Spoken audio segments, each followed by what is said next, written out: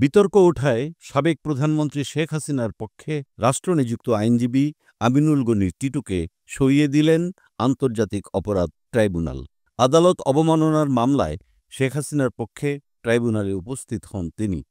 পরে টিটুকে নিয়ে বিতর্ক দেখা দেয়ায় আদালত স্টেট ডিফেন্স থেকে সরিয়ে দেন তাকে।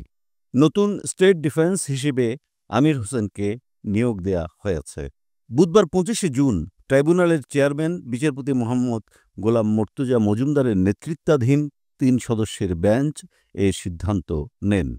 এদিকে ২২৭ জনকে হত্যার লাইসেন্স পেয়েছি এমন বক্তব্যের জন্য শেখ হাসিনা সহ দুজনের বিরুদ্ধে আদালত অবমাননার মামলার শুনানির দিন ধার্য রয়েছে আজ। বিচারপতি মোহাম্মদ গোলাম মর্তুজা মজুমদারের নেতৃত্বাধীন ৩ সদস্যের বেঞ্চে শুনানি হবে। এ ধরনের মামলায় কোনো ব্যক্তির পক্ষে সরকারি খরচে আইনজীবী নিয়োগ দেওয়ার বিধান না থাকলেও ন্যায় বিচারের স্বার্থে শেখ হাসিনার পক্ষে একজন আইনজীবী নিয়োগ দেওয়া হয়। এর আগে বিচারের স্বচ্ছতার স্বার্থে আদালত অবমাননার এ মামলায় একজন আইনি সহায়তাকারী নিয়োগ দেন আন্তর্জাতিক অপরাধ ট্রাইব্যুনাল। নিয়োগ পাওয়া অ্যামিকাস কিউরি হলেন সুপ্রিম কোর্টের সিনিয়র আইনজীবী এ.ওয়াই মশিউজ্জামান। ট্রাইব্যুনালের প্রসিকিউশন বলছে, পত্রিকায় বিজ্ঞপ্তি দেওয়ার পরও হাজির হয়ে বা আইনজীবীর মাধ্যমে কোনো ব্যাখ্যা দেননি শেখ হাসিনা।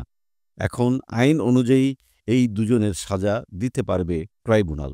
উল্লেখ্য, ২২৭ মামলায় ২২৭ জনকে হত্যার লাইসেন্স পেয়েছি গাইবান্ধার এক আওয়ামী লীগ নেতার সঙ্গে টেলিফোনে কথোপকথনের অভিযোগে শেখ হাসিনা সহ দুজনের বিরুদ্ধে আদালত অবমাননার অভিযোগ আনে প্রসিকিউশন।